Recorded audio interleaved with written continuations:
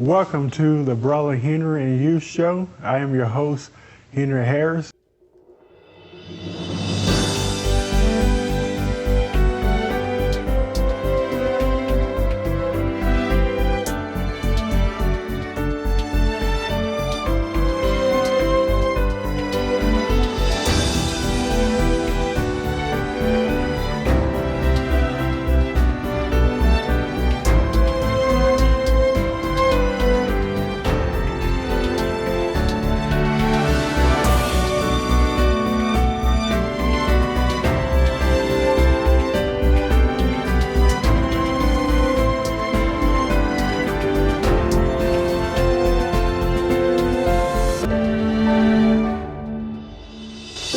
Brother Henry and You Show. I am your host, Henry Harris. What a beautiful day it is. What a beautiful day it is to just breathe, to be ourselves. What a beautiful day to just be alive. And also, what a beautiful day to have my dear and precious friend, Cheron Griffin, with us today. You know, she wrote a book called 134 Reasons Why You Cannot Find a Man. And I wanted to bring her on the show today. I told her we're just going to go with the flow. I don't really have a format, and that's very unusual for me. But we only reason why I'm doing it this way this time because I understand her presentation and her book, and we've talked about this before. But apparently, somebody forgot to hit the record button last time we did this interview. So I'm so glad to see you. How are you doing? I am doing phenomenal, Brother Henry. How are you? I'm doing great, and may I say you look amazing. I tried. I tried. So, 134 reasons why you can't find a man. What inspired you to, were you laying in bed and that thought just came up? I mean, what inspired you to, come up with such a profound title like that? You know, okay, first of all, I don't know. That's the real answer, right? Hmm. But then there's so many women who are seeking to find a life partner, a husband, to be in a beautiful relationship. So I knew that I was on that journey for 8 years, right? Uh huh. Between husband number four and this husband, which is number five.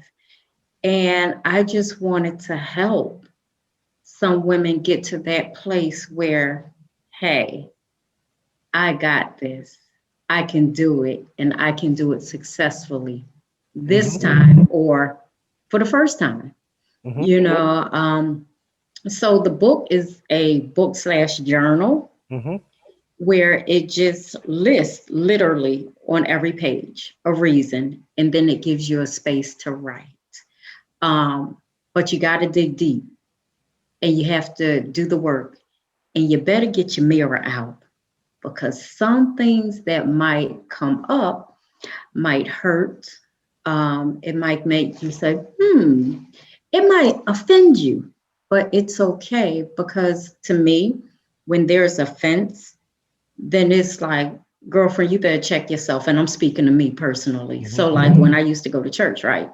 And the preacher say something that offends me, I'm like, why am I offended? And then I self-evaluate. So basically that's what the book is, a self-evaluation. So, how many chapters are in the book? No, it's 134 reasons. There are 100. no chapters. Oh, 130. Literally on each page is a reason. And then the next page is a space to write. And then the next page is a reason, then a space to write. Okay, that's amazing. I've noticed on your book you have 134 reasons why you can't find a man, but somewhere on the book, if you can hold it up, Yes, sir. you have an X through that. Yes. Now, tell us what does that mean? Well, you know, like they say, 99 just won't do. Yeah.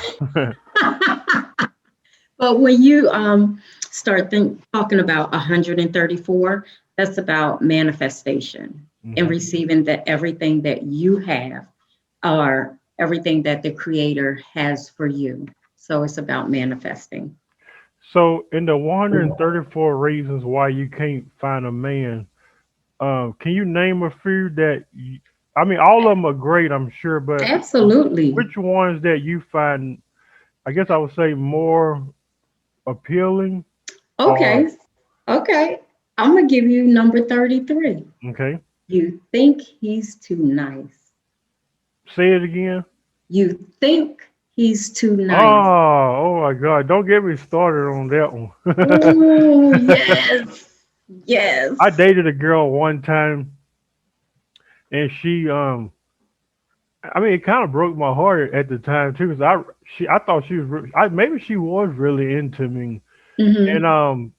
and then all of a sudden I noticed she started to become very distant, wouldn't respond Okay. and stuff. Like I said, I didn't know what was going on, and then over time, she just stopped talking to me. Period. She finally reached back out to me, and we're talking Okay. about at the time. I was like, and I'm still this way today. Hey, honey. Hey, babe. How you doing? Oh, I'm that's thinking beautiful. about you. I give them flowers, just random stuff. I don't wait till a holiday or a special occasion.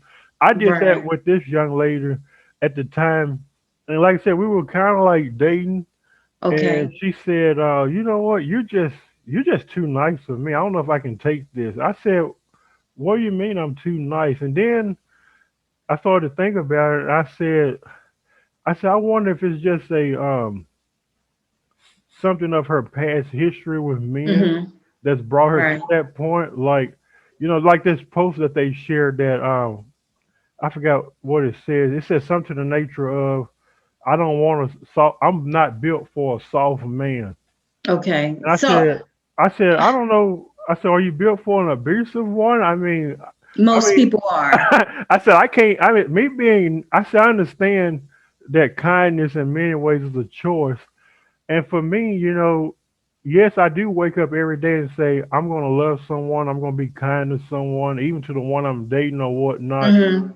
But at the same time, sometimes kindness and goodness is a part of you. And Right. for somebody to speak to you and tell you you're just too nice, it's like, well, are you trying to get another side out of me? Or because I was in a situation like that too, where I was with someone that tried to push that out of me, and my response was, which was very powerful. I said, "I'm Mm-hmm. sorry, but today you're not going to see a reflection of your ex because I'm not him." Or So yourself. yeah, or yeah, Or that's it. yourself.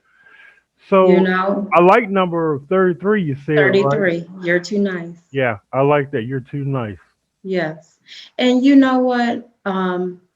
They often say that good guys finish last. So I'm going to say good guys and good women finish last because most people in our society and in our culture have not seen healthy relationships. Hmm. So if you are accustomed to toxicity, when someone that is nice and genuine comes around, you become afraid. You become fearful of that because maybe your expectations for yourself are limited. Maybe you're afraid to step out of the ordinary into the extraordinary. Hmm. So it's so many different reasons why we attract or we we put so much value into toxicity. Um, I look at some of the guys on Facebook who are big on relationships. Hmm. And sometimes I say, why is this woman calling? You know he's going to tell you you're a two. Hmm. You know he's going to say you don't deserve a high value man. So what is it about you that attract you to that? Hmm. Because to me, that's toxicity. It is. So it's really not about the other person. It's really about self. So yeah. That's good. I like number 33. Can you throw another one out to us? Yes, number 27. Your friends and family have too much control over your life. Ooh. How many people do you know who seek the advice of other people for everything. And the advice is coming from people who don't even have their stuff together. I could never understand that. Exactly. But we do it. We've been trained to do it. So to me, this book is saying, okay, girlfriend, we're going to strip ourselves of everything that we've been taught, and then we're going to relearn something. So I'm actually holding a master class for the book. That's awesome. Describe your book in one word. Authentic. Authentic. Yes. I like that. Um, People who have read the book, do you have a testimony of or two of someone who I read this book and said, "Hey, this is what I got from it. This is what I took away from it." And also, my last question would be, okay. adding to the one I just said, what would you like to see people take away, after purchasing this book? So And all give us a testimony of what people are saying about it, and also let us know what would when people sit down and read 134 reasons why you can't find a man. What is it that you would like to see them walk away with or learn? okay. What I would like people to walk away with is rediscovery of self and healing. To me, that is so big because so many of us need to be healed. Hmm.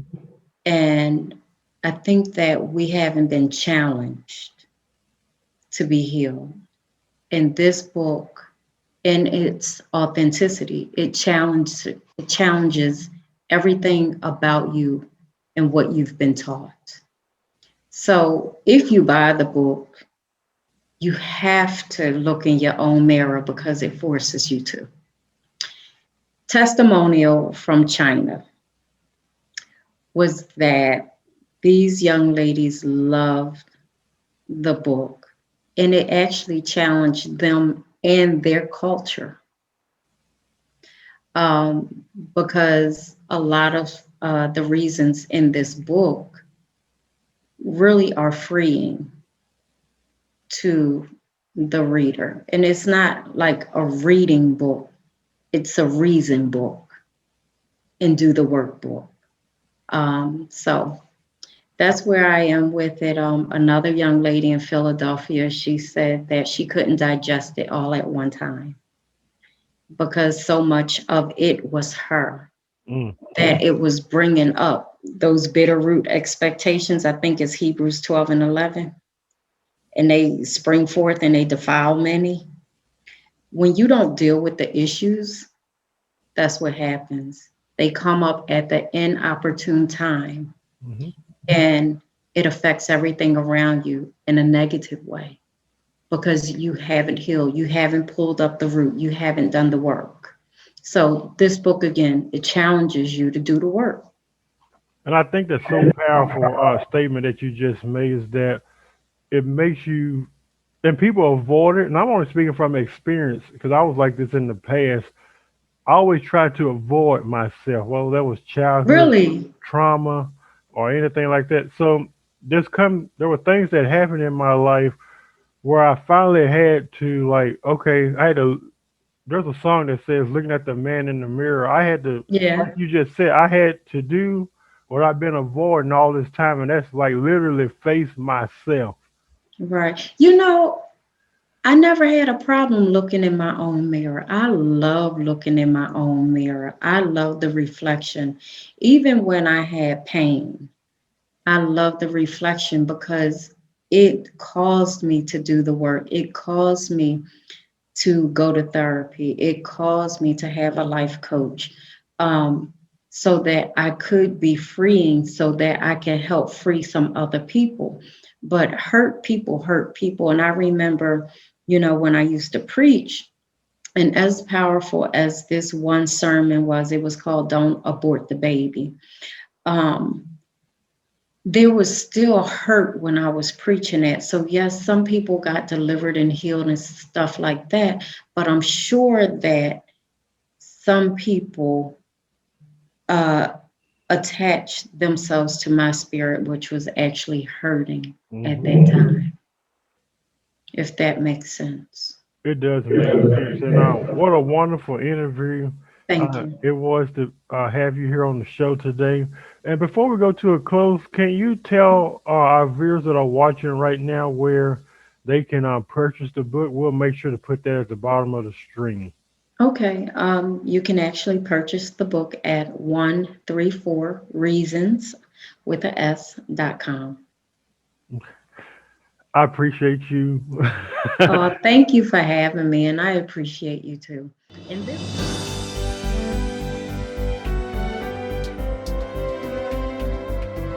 We hope you have enjoyed today's program. We want to connect with you. Visit us at facebook.com/The Brother Henry and You Show, or visit us on our YouTube channel at youtube.com/Henry Harris 100.